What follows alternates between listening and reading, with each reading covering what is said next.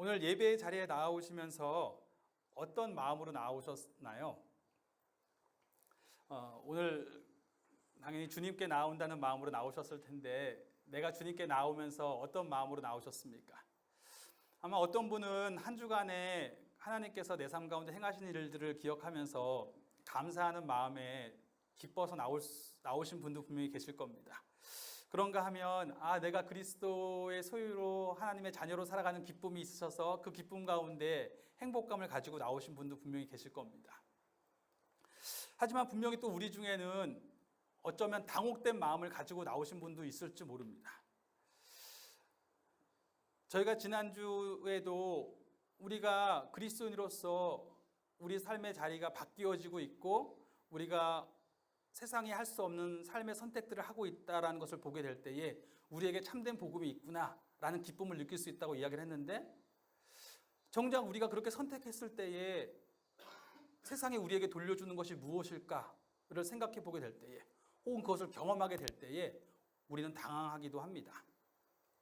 내가 어떤 사람을 용서했어요. 정말 온 힘을 다해서 용서했는데, 내가 용서한 그 사람을 난 정말 힘겹게 용서했는데 그 사람을 만나봤더니 정작 그 사람은 자신의 행동에 대해 조금의 죄책감도 없고 오히려 내가 먼저 손 내민 행동을 가지고 자신이 이겼다라고 생각하는 것을 알게 되었습니다. 그런 일을 경험했을 때 기분이 어떨까요? 예전에 밀양이라는 영화가 있었어요. 보셨는지 모르겠는데 밀양이라는 영화에 전도연이라고 하는 여자 배우가 자신의 아들을 죽인 그 살인자를 만나게 되죠. 그 고통에서 벗어나지 못하면서 너무너무 힘들어하다가 전도연이 신앙을 가지게 되고 하나님 안에서 위로를 받고 내가 이제는 이 사랑을 경험했으니 용서해야겠다는 마음이 든 거예요. 그래서 그 살인자를 찾아가죠. 그래서 그 사람에게 꼭 얘기해주고 싶었어요. 내가 당신을 용서합니다. 그런데 살인자를 찾아가서 내가 당신을 용서합니다라고 얘기를 했더니 살인자는 너무나 당연하다는 표정으로 난 이미 용서받았습니다. 난 이미 그 사람 신앙을 영접했대요. 그러면서 나도 이미 하나님을 영접했고 나는 이미 용서받아서 나는 이미 죄책감에서 벗어나서 기쁘게 살고 있습니다라고 얘기하는 거예요. 전도연이 너무 놀라는 거예요.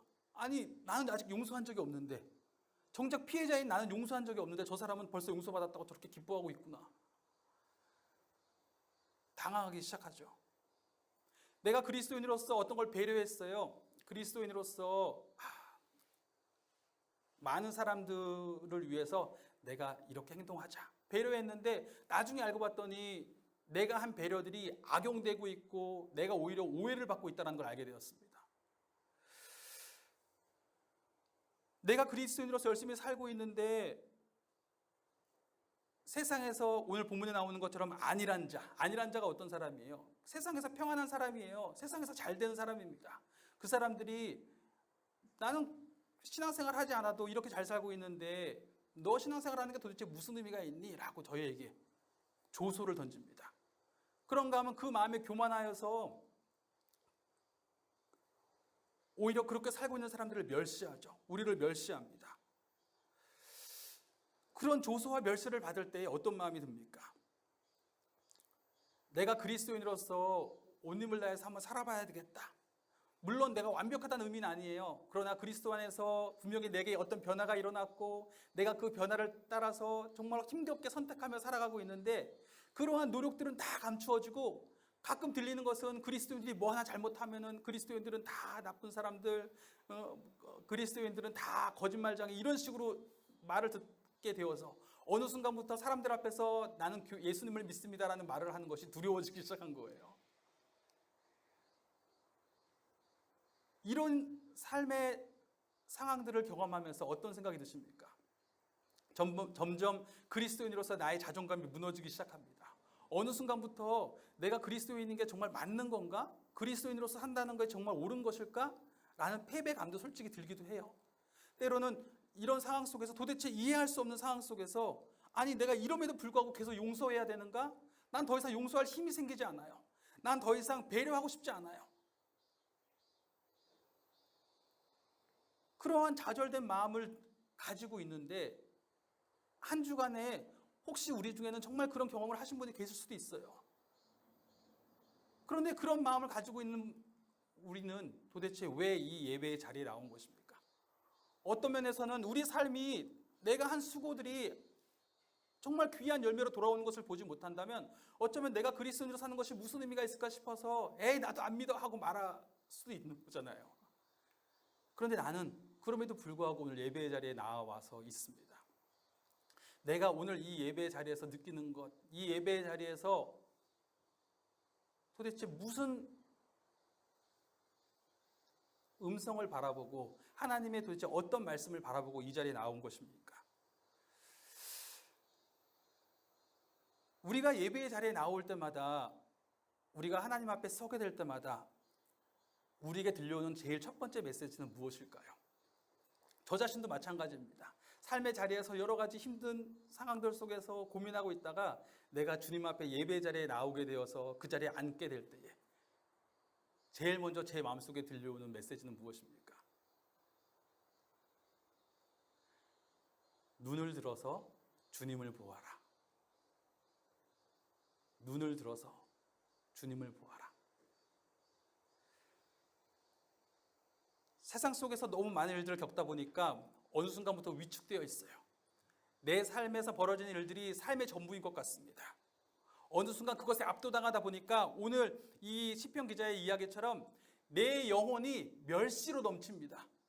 안일한 자의 조소와 교만한 자의 멸시가 나의 영혼에 넘칩니다.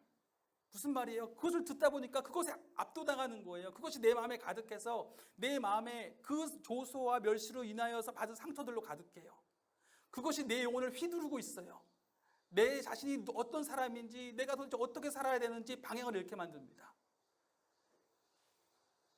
그러나 그 순간에 예배 자리에 나올 때에 우리가 제일 먼저 듣게 되는 하나님의 메시지는, 성령님의 말씀하심은 눈을 들어서 주를 보아라. 아, 그렇구나. 내가 이 상황에 압도당하다 보니까 어느 순간 잊고 있었던 사실이 하나 있어요. 그것은 무엇이냐면 주님이 계신다는 거예요. 그렇지, 내가 세상에서 압도당하다 보니까 이 세상이 나를 좌지우지할 수 있는 것 같고 이것이 전부인 것 같지만 세상을 다스리시는 진정한 통치자가 계셨지. 내가 그냥 하나님을 믿은 게 아니었어. 내가 그냥 하나님을 믿고 살아온 게 아니었어. 내가 하나님을 믿었던 이유는 분명히 이 세상을 바라보면서 이 세상을 만드신 분이 분명히 계시지라는 걸 내가 알게 되었기 때문에, 그렇지, 이 세상을 분명히 다스리시는 분이 계신다는 것을 내가 알게 되었기 때문에 하나님을 믿게 된 거예요.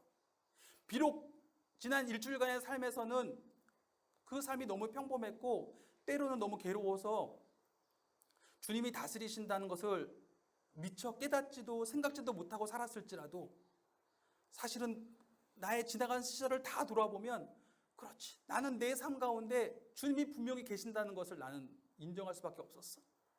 그리고 주님께서 분명히 내 삶 가운데 얼마나 친밀하게 일하시는지를 경험하고 살아왔어요. 그렇기 때문에 나는 주님을 믿었던 거예요. 그렇지, 분명히 주님이 내 삶에 계시지.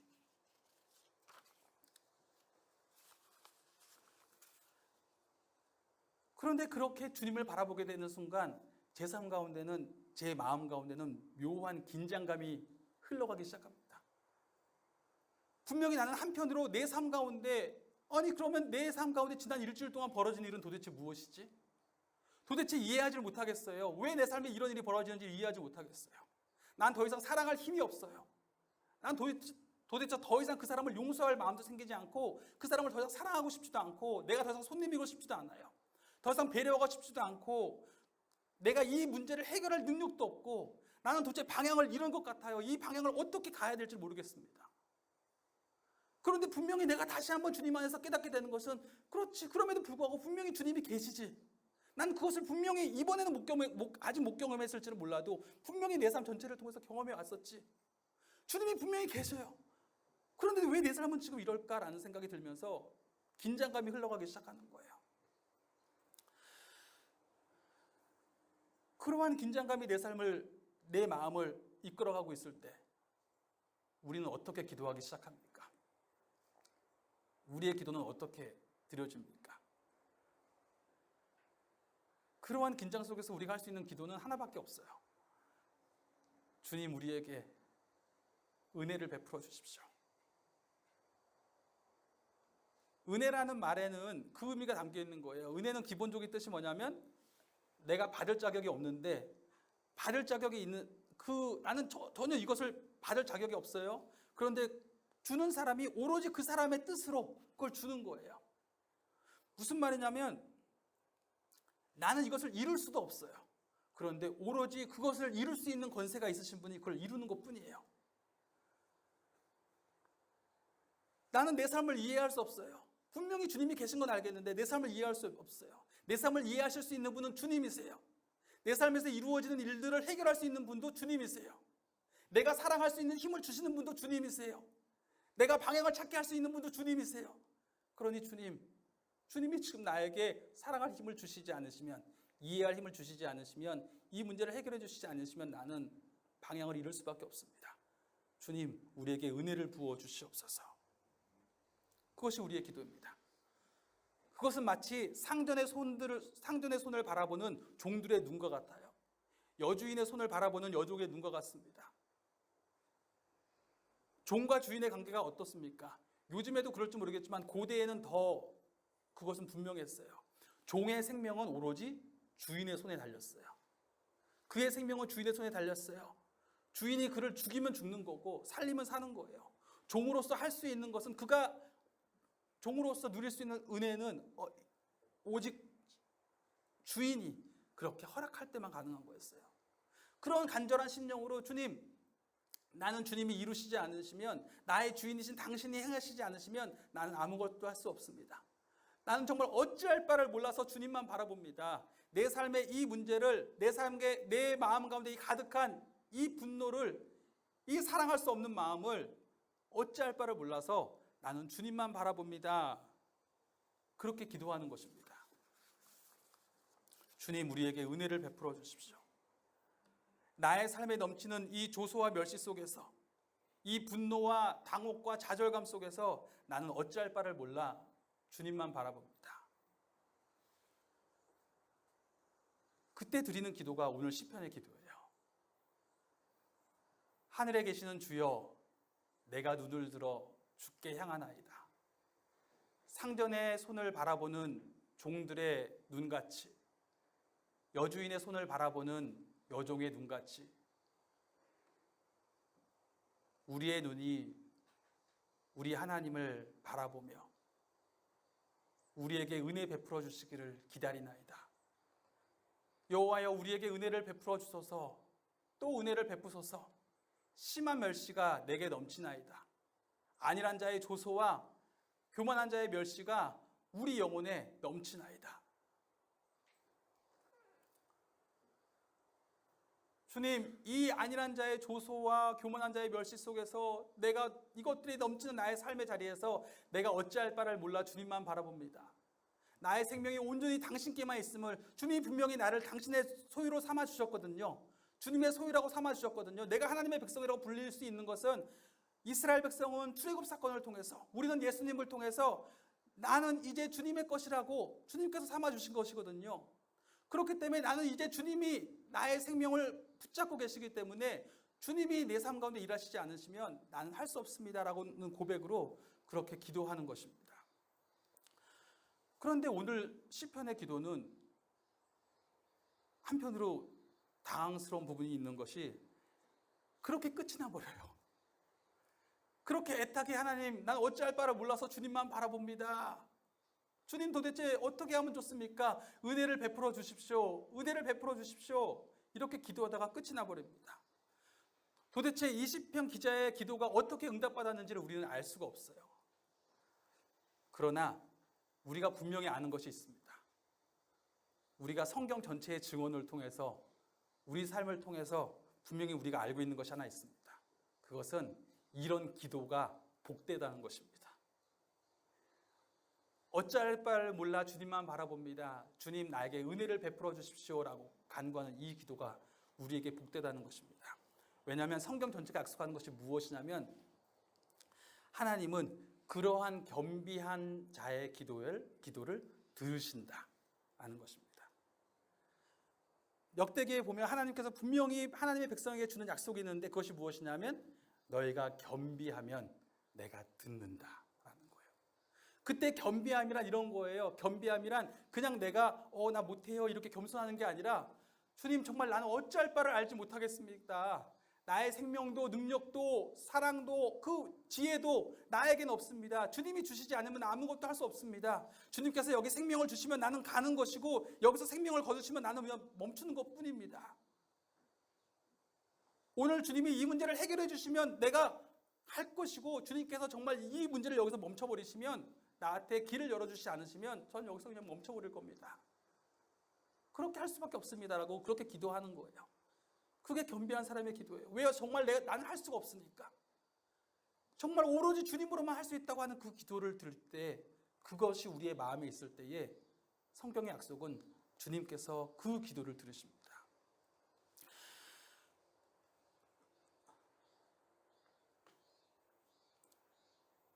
이 기도는 사실 성전으로 나아가는 기도라는 걸 알고 계시죠? 시편 120편부터 134편까지는 이스라엘 백성들이 성전에 나아갈 때 드리는 기도예요.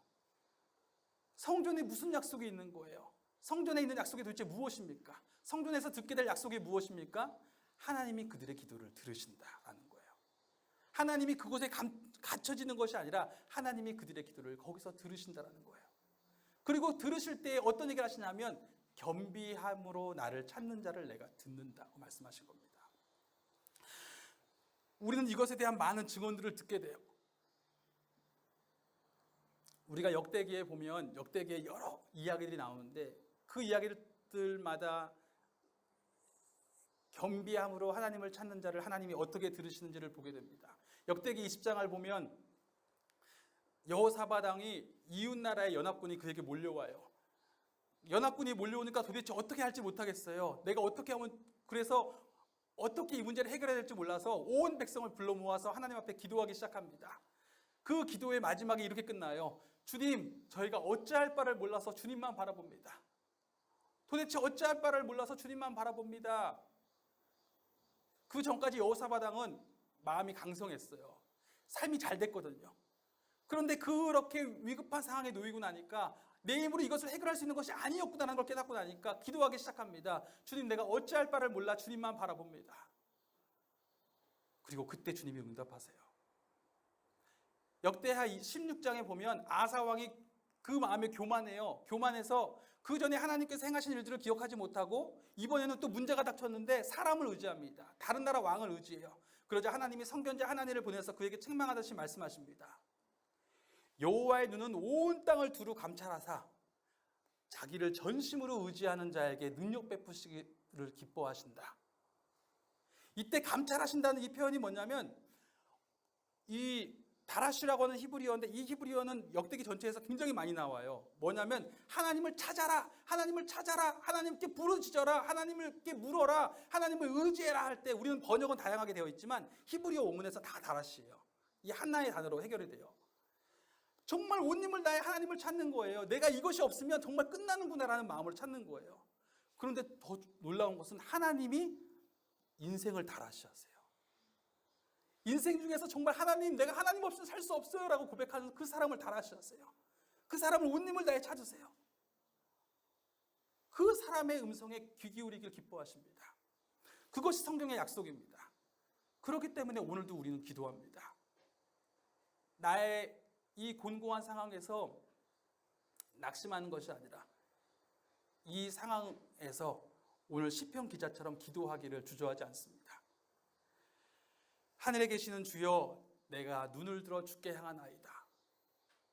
상전의 손을 바라보는 종들의 눈같이 여종의 손을 바라보는 주인의 손을 바라보는 여종의 눈같이 우리의 눈이 우리의 하나님을 바라봅니다.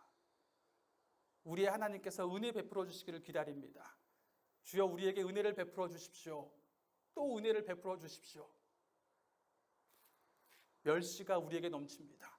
안일한 자의 조소와 교만한 자의 멸시가 우리 영혼에 넘칩니다. 주님, 우리에게 은혜를 베풀어 주십시오. 기도하겠습니다.